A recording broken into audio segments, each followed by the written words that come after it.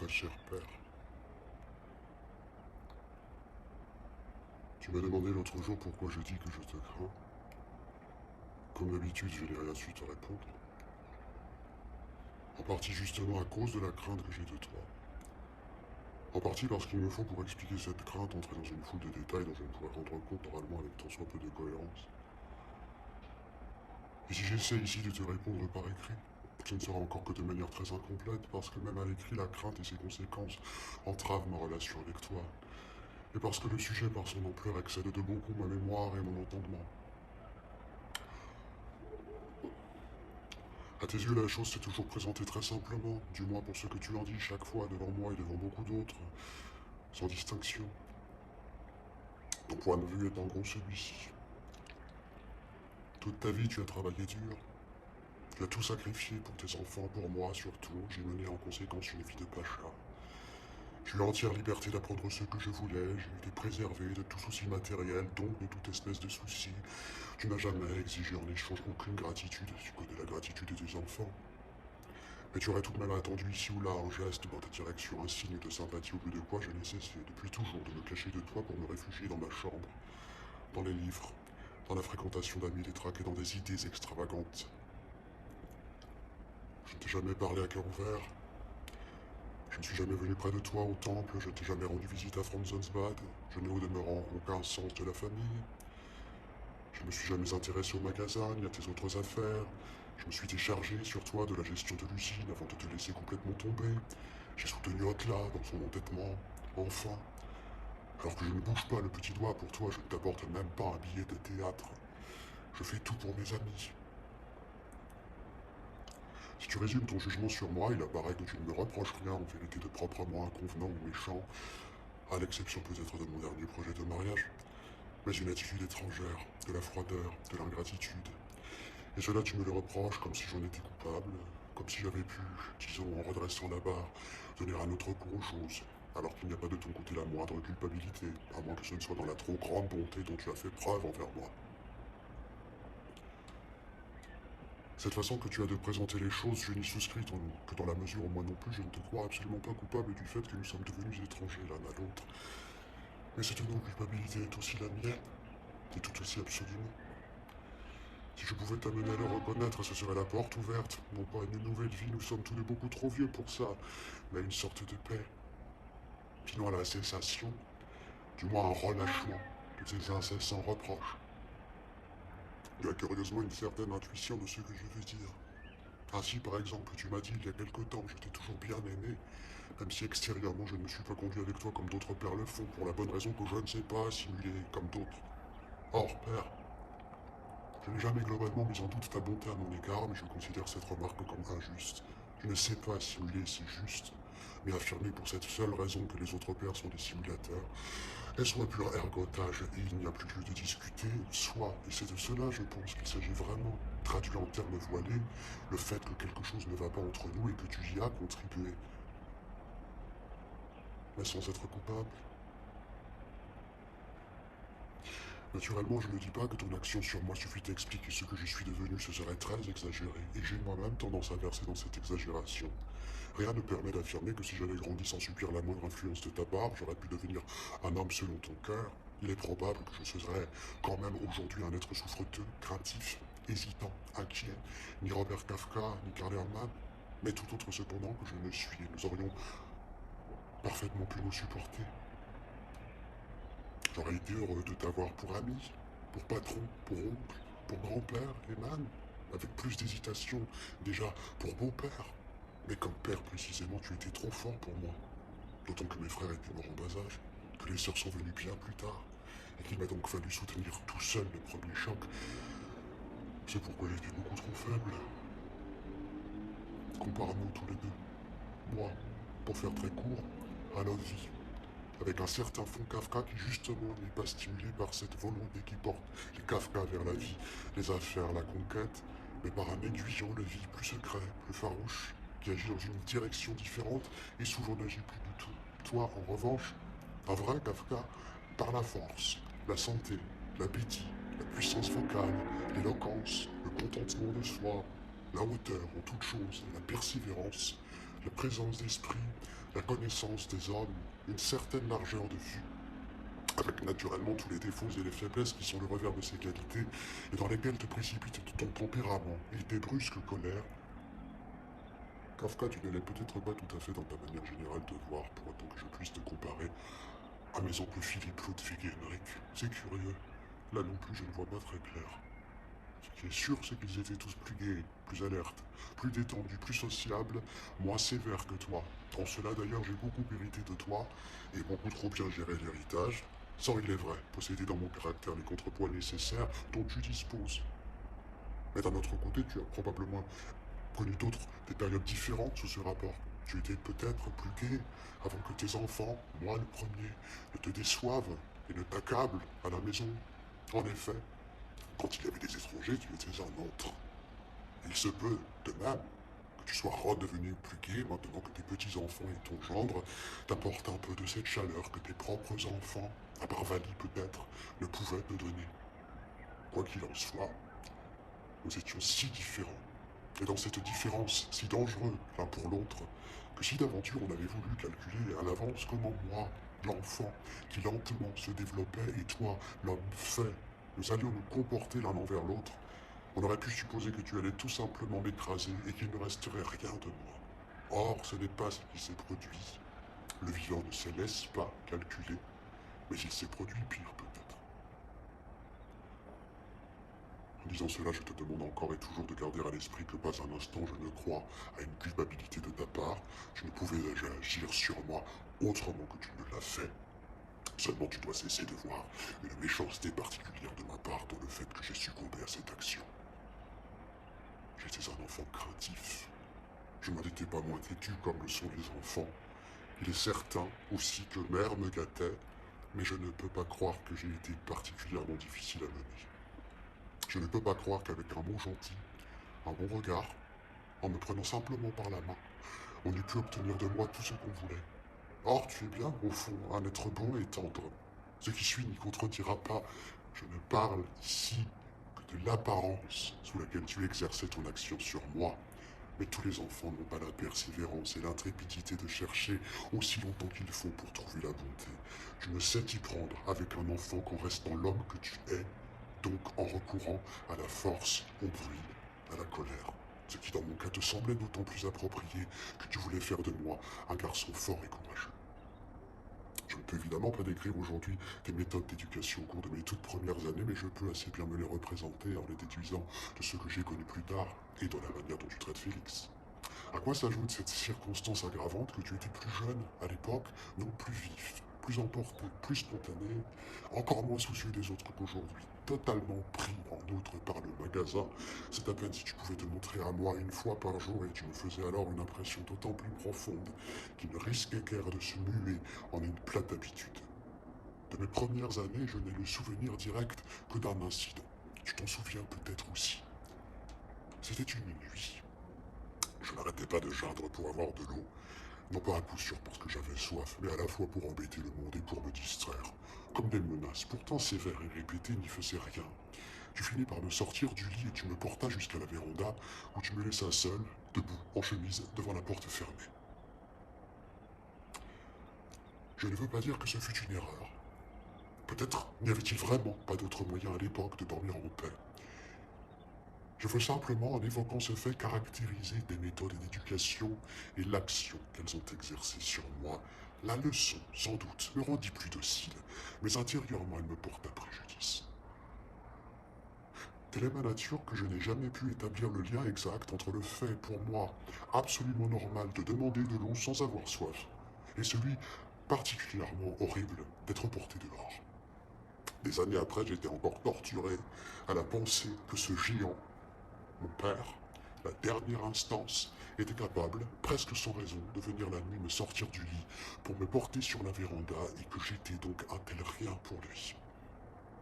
Ce n'était alors qu'un petit début, mais ce sentiment de nullité qui si souvent me domine était peut-être aussi à certains égards un sentiment noble et fécond, tient pour beaucoup à ton influence.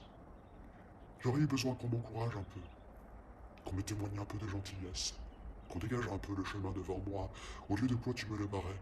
dans l'intention certes louable de m'en faire prendre un autre, mais pour lequel je n'étais pas fait. Je me félicitais par exemple quand je marchais au pas et saluais comme il faut, et je n'étais pas un futur soldat. Je me félicitais de même quand je me forçais à manger beaucoup, qui plus est en buvant de la bière, ou bien quand j'étais capable de reprendre des chansons que je ne comprenais pas, ou de répéter comme un perroquet des expressions favorites, mais rien de tout cela n'appartenait à mon avenir. Et il est significatif qu'aujourd'hui encore tu ne m'encourages vraiment que lorsque tu es toi-même mis en cause, quand il y va de ton amour-propre, soit que je l'ai blessé, avec mon projet de mariage par exemple, soit qu'il ait été blessé à travers moi, par exemple quand Peppa m'insulte. Alors oui, tu m'encourages. Tu me rappelles au sentiment de ma valeur. Tu m'énumères les parties auxquelles je serais en droit de prétendre, mais outre le fait que j'ai atteint un âge où l'on est guère plus sensible aux encouragements, à quoi pourrait-il me servir s'il ne s'exprime que lorsque je ne suis pas au premier chef concerné? C'est autrefois que j'aurais eu besoin d'être encouragé. Et en toutes circonstances. J'étais déjà écrasé par ta simple apparence physique.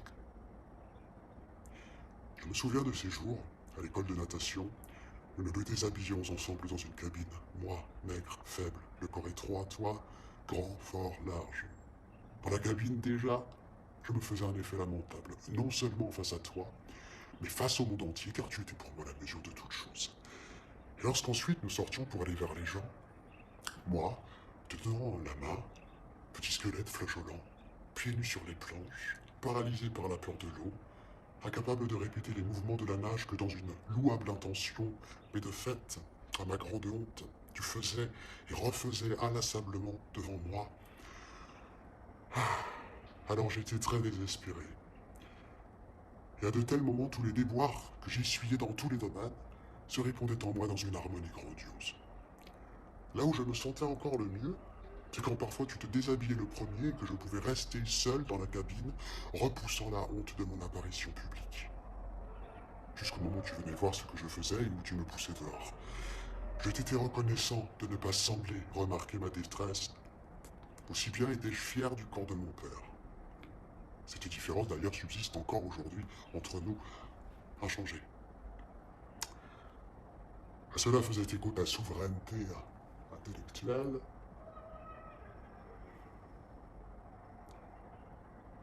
Tu t'étais élevé seul à la force du poignet, d'où cette confiance illimitée que tu affichais dans ta propre opinion. Encore la chose n'était-elle pas aussi aveuglante pour l'enfant d'alors qu'elle le devint plus tard pour le jeune homme presque adulte. De ton fauteuil, tu gouvernais le monde. Ton opinion était la bonne, tout autre était démente, extravagante, cinglée, anormale. Si grande était ta confiance en toi que tu pouvais manquer à la plus élémentaire logique sans pour autant cesser d'avoir raison. Il pouvait arriver aussi que sur un sujet donné tu n'aies pas du tout d'opinion. Il s'ensuivait alors que les diverses opinions susceptibles d'être émises sur le sujet étaient toutes, sans exception, nécessairement fausses. Tu étais capable, par exemple, de vitupérer contre les Tchèques, puis contre les Allemands, puis contre les Juifs. Et ce, non seulement à propos de détails, mais à propos de tout. Si bien que, pour finir, il ne restait plus personne en dehors de toi.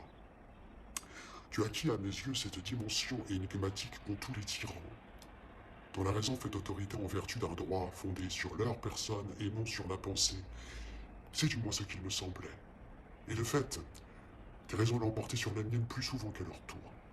Ce qui se comprenait aisément dans la conversation, car nous allions rarement jusqu'à la conversation, mais qui était vrai aussi dans la réalité. Cependant, il n'y avait là non plus rien de spécialement incompréhensible, ma pensée s'exerçait tout entière sous ta lourde pression, même dans les cas où elle n'était pas en accord avec la tienne, et particulièrement dans ceux-là.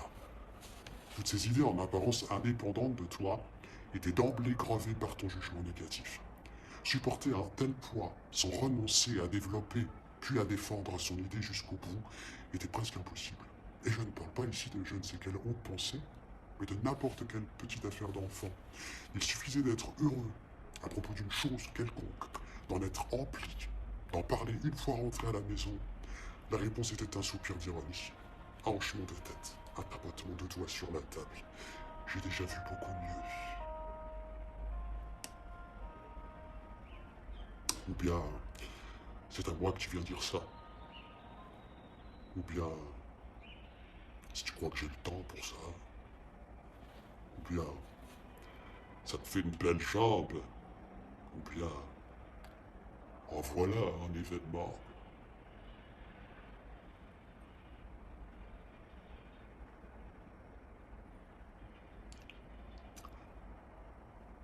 Bien entendu. On ne pouvait pas exiger que tu t'enthousiasmes pour des bagatelles d'enfants alors que tu vivais dans la peine et le souci. Là n'était pas non plus le problème. Le problème était plutôt que tu ne pouvais t'empêcher de ménager régulièrement et systématiquement des déceptions de ce genre à l'enfant en vertu de ton caractère opposé au sien. Que cette opposition, ensuite, ne cessait de s'aggraver par accumulation de matériaux, au point qu'ayant fini par devenir une habitude, elle se manifestait même lorsque, par hasard, tu étais de mon avis. Enfin, que s'agissant de toi, dont la personne faisait autorité en tout, ces déceptions de l'enfant n'étaient pas de celles que réserve la vie ordinaire, mais touchaient droit au cœur. Le courage, la détermination, la simple joie, rien ne pouvait tenir jusqu'au bout dès lors que tu étais content. Dès l'instant seulement où l'on pouvait te supposer hostile, et on le pouvait, assurément, à propos de tout ce que je faisais. Ou presque.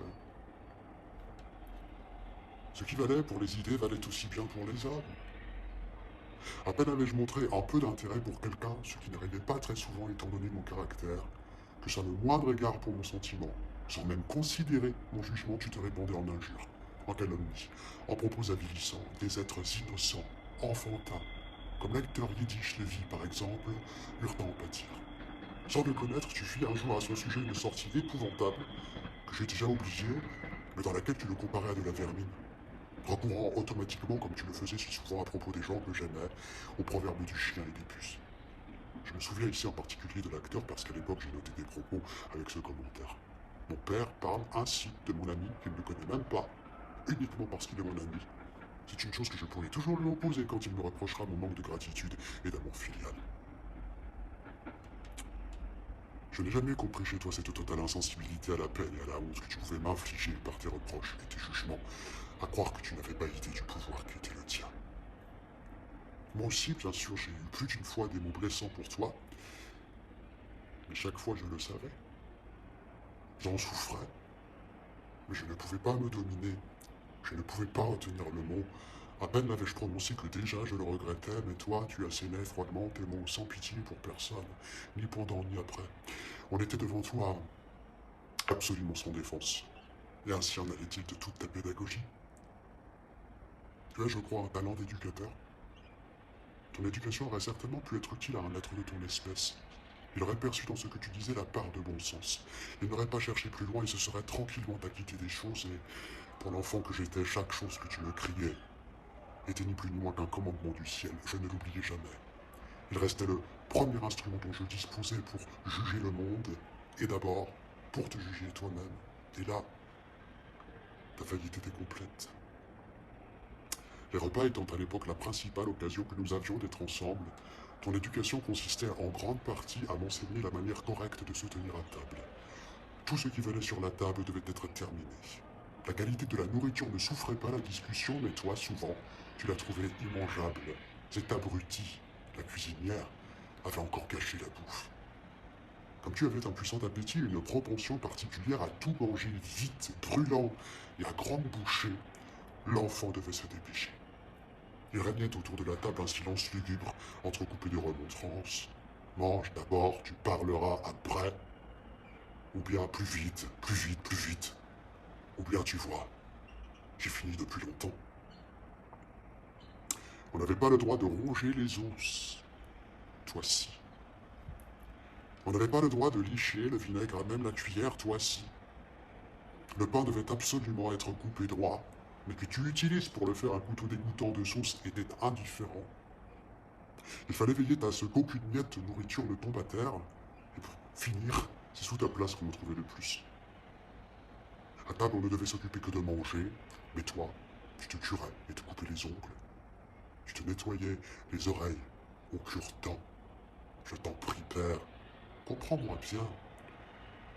Ces choses auraient pu être des détails en soi parfaitement insignifiants. Elles ne devenaient sérieuses pour moi que dans la mesure où toi-même, l'homme qui faisait si prodigieusement autorité à mes yeux, je n'observais pas les commandements que tu me dictais. Le monde dès lors m'a paru divisé en trois. Un monde dans lequel je vivais en esclavage, sous des lois qui n'avaient été forgées que pour moi et auxquelles, par-dessus le marché, sans savoir pourquoi, je ne pouvais jamais satisfaire pleinement. Un deuxième monde, ensuite, infiniment éloigné du mien, dans lequel tu vivais, occupé à gouverner, à distribuer les ordres et à te mettre en colère parce qu'ils n'étaient pas suivis. Un troisième monde, enfin, où le reste des gens vivaient heureux, ignorant des ordres et de l'obéissance. J'étais continuellement dans la honte. Soit j'obéissais et c'était la honte, car tes ordres ne valaient que pour moi. Soit je me rebellais et c'était encore la honte, car de quel droit osais-je me rebeller contre toi? Soit j'étais incapable d'obéir parce que je n'avais pas ta force, par exemple, ni ton appétit, ni ton adresse, toutes choses pourtant que tu exigeais de moi comme des évidences, et c'était assurément la plus grande honte. Ainsi roulaient, non pas les pensées, mais les sentiments de l'enfant. La situation d'alors paraîtra peut-être plus claire si je la compare à celle de Félix, car tu le traites de la même manière. Tu vas jusqu'à utiliser contre lui une méthode particulièrement terrible. Dès qu'il fait quelque chose à table que tu considères comme sale, tu ne te contentes pas de lui dire, comme tu le faisais avec moi, tu es un gros cochon, tu ajoutes chaque fois un vrai Herman. Ou bien exactement comme ton père. Or, il est possible, plus que possible, on ne peut pas dire, que cela ne nuise pas à Félix de manière vraiment essentielle, car tu n'es pour lui après tout qu'un grand-père. Un grand-père d'une importance particulière, certes, mais tu n'es pas tout pour lui, comme tu l'étais pour moi. En outre, Félix est un caractère calme, pour ainsi dire déjà viril. Et si une voix de tonnerre peut sans doute le décontenancer, elle ne peut le marquer de façon durable. Mais surtout, il est relativement peu souvent avec toi. Il subit d'autres influences, et tu es pour lui plutôt un objet de curiosité qu'il aime et dont il peut prendre ou laisser ce qu'il veut. Pour moi, je n'étais pas une curiosité, je n'avais pas le choix, je devais tout prendre, et ce sans pouvoir objecter quoi que ce soit, car il était de prime abord impossible de parler calmement d'une chose avec laquelle tu n'es pas d'accord ou qui simplement ne part pas de toi. Ton tempérament despotique ne le permet pas. Ces dernières années, tu expliques cela par ta nervosité cardiaque. Je ne sache pas que tu aies jamais été fondamentalement différent. La nervosité cardiaque est tout au plus un moyen pour toi d'exercer une domination plus sévère, puisque le seul fait d'y penser étouffe chez l'autre toute envie de répliquer. Il va de soi que ceci n'est pas un reproche, mais une simple constatation. Tu as coutume de dire, par exemple, à propos d'Otla, on ne peut pas lui parler, et aussitôt elle vous saute au visage. Mais, en réalité, elle ne saute pas du tout spontanément. Tu confonds la chose avec la personne. C'est la chose qui te saute au visage, et tu la tranches sur le champ, sans entendre la personne. Toute objection ne peut ensuite que t'irriter davantage, jamais te convaincre. Tu ne vois plus la bouche que pour dire « fais ce que tu veux ». Pour moi, tu es libre, tu es majeur, je n'ai pas de conseils à te donner. Et tout cela de cette terrible voix rauque où perce la colère et une domination, une condamnation sans appel. Une voix qui certes me fait moins trembler aujourd'hui que dans mon enfance, mais uniquement parce que le sentiment de culpabilité, autrefois exclusif, a partiellement fait place à la conscience de notre commun abandon.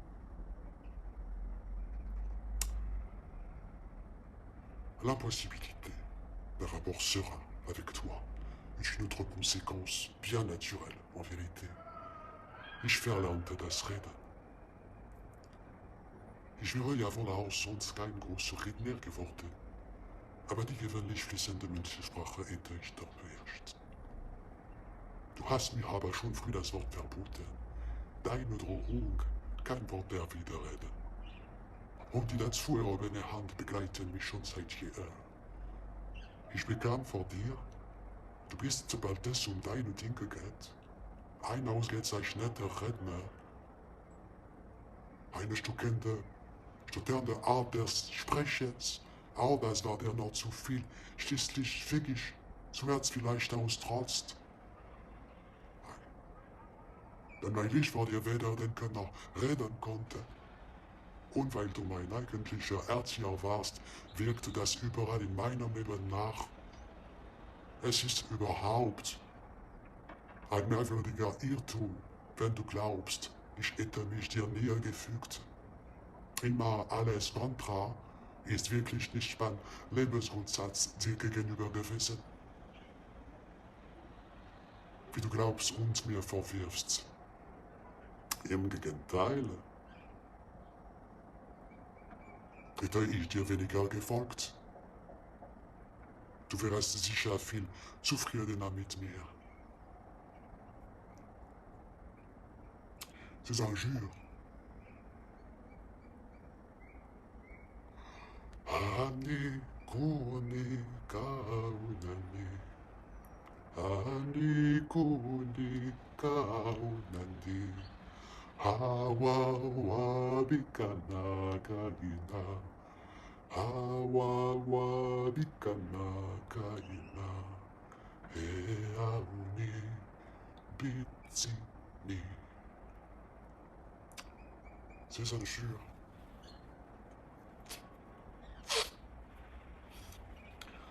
Tu les renforçais par des menaces qui, elles, me concernaient bel et bien.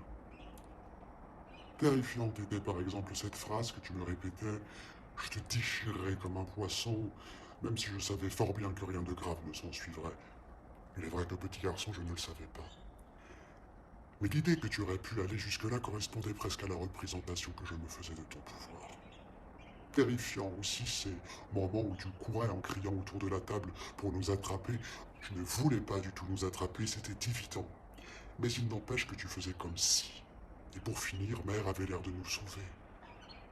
Une fois de plus, c'est l'impression qu'en retenait l'enfant. On avait conservé la vie par l'effet de ta grâce, et on continuait à la porter comme un présent immérité. Il y avait encore dans cet ordre d'idées les menaces liées à la désobéissance. Dès que je commençais à faire quelque chose qui ne te plaisait pas, tu me menaçais d'un échec. Et la crainte respectueuse que m'inspirait ton opinion était alors si grande que l'échec était inéluctable, même s'il ne s'avérait que plus tard. Je perdis confiance dans ce que je faisais. J'étais inconstant, je doutais de tout. Plus j'avançais en âge, plus s'accumulaient les matériaux dont tu pouvais tirer argument pour me prouver que je ne valais rien. Les faits en un sens te donnaient peu à peu raison. Là encore, je me garde d'affirmer que tu es le seul artisan de ce que je suis devenu. Tu n'as fait que renforcer ce qui existait déjà, mais tu l'as grandement renforcé. Parce que ton pouvoir sur moi était grand, et que tu en usais tout entier. Tu avais une confiance particulière dans l'éducation par l'ironie. Il est vrai qu'elle correspondait un peu mieux à ta supériorité sur moi. Dans ta bouche, une remontrance prenait d'ordinaire cette forme. Tu ne peux pas faire ça de telle ou telle manière. C'est déjà trop te demander, sans doute. Naturellement, tu n'as pas le temps pour ça. Et autres questions semblables accompagnaient chacune d'un rire et d'un visage méchant. On était, pour ainsi dire, punis avant même de savoir qu'on avait fait quelque chose de mal. Exaspérante aussi, cette manière de distribuer les blâmes à la troisième personne, comme si on n'était même pas digne d'entendre directement tes méchancetés. Cette façon, par exemple, de t'adresser formellement à Père, mais en réalité à moi qui étais présent, pour lui dire: bien entendu, on ne peut pas obtenir ça de monsieur, mon fils. La contrepartie ne se fit pas attendre. Je n'osais plus. L'habitude m'en fit perdre plus tard jusqu'à l'idée t'interroger directement lorsque Mère était présente. Il était beaucoup moins dangereux pour l'enfant de questionner Mère assise à côté de toi. On lui demandait, par exemple, comment va Père, et on se mettait ainsi à l'abri des surprises. Il y avait des cas aussi, naturellement, où l'on appréciait fort l'ironie la plus féroce, à savoir quand il visait quelqu'un d'autre. Ellie, par exemple, avec laquelle j'ai été méchant pendant des années. C'était pour moi un régal de méchanceté, de joie maligne, quand presque à chaque repas, je pouvais entendre à son propos des choses comme: il faut toujours qu'elle se tienne à 10 mètres de la table, cette grosse bourdon. Que je te voyais, calé sur ton siège, sans une once de gentillesse et d'enjouement, avec, au contraire, la méchanceté hargneuse de l'ennemi, contrefaire jusqu'à l'outrance la façon parfaitement répugnante à ton goût dont elle se tenait à table. Que de fois de telles scènes se sont répétées, et pour quel piètre résultat concret. Cela tient, je crois, à ce que ce déploiement de colère et de méchanceté ne semblait pas en juste proportion avec la chose elle-même. On n'avait pas le sentiment que la colère avait été provoquée par cette broutille être assis loin de la table, mais qu'elle était là depuis le début, dans toute son ampleur, et que le hasard seul lui avait fait saisir cette occasion plutôt qu'une autre d'éclater. Comme on était persuadé qu'une occasion se présenterait de toute manière, on ne se tenait pas particulièrement sur ses gardes. Aussi bien finissait-on, devant la régularité des menaces, par être indifférent. Car on savait qu'on ne serait pas frappé de cela. On avait acquis peu à peu la quasi-certitude. On devenait un enfant grognon, inattentif, désobéissant, songeant continuellement à fuir en lui-même le plus souvent. Ainsi souffrais-tu, ainsi souffrions-nous. De ton point de vue, tu avais tout à fait raison. Quand, les dents serrées, avec ce rire de gargouille qui avait suggéré à l'enfant sa première représentation de l'enfer, tu répétais amèrement, comme tu l'as fait l'autre jour à propos d'une lettre de Constantinople, jolie bande.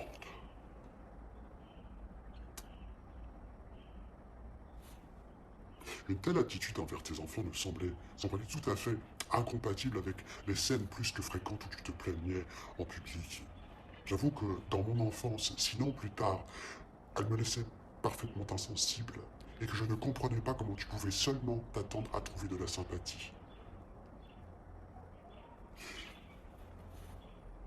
J'ai compris plus tard que tes enfants te faisaient réellement beaucoup souffrir, mais à une époque où, dans des circonstances différentes, elles auraient pu rencontrer encore une sensibilité enfantine ouverte, sans prévention, prête à offrir toute son aide. Ses plaintes ne présentaient, pour moi, très clairement, qu'un moyen supplémentaire d'éducation et d'humiliation, sans grande force en tant que tel, mais qui avait pour dangereux effet d'habituer l'enfant à ne pas prendre très au sérieux des choses précisément qu'il aurait dû prendre au sérieux.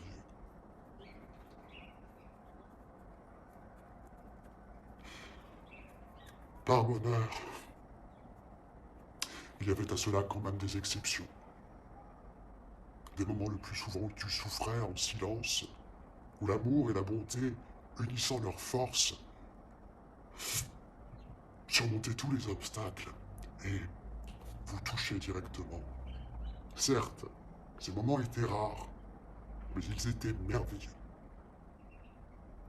C'était par exemple l'été, jadis, quand il faisait très chaud et que je te voyais fatigué, faisant un petit somme sur le comptoir du magasin, ou bien le dimanche, quand tu venais harassé nous rejoindre en villégiature, ou alors quand mère était très malade et que tu te retenais à l'armoire à livres, tout frissonnant de pleurs.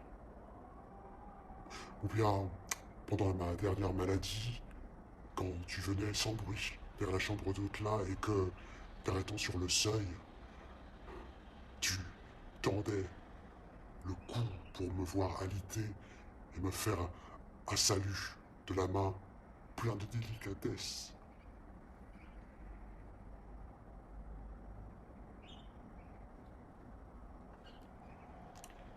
À de tels moments,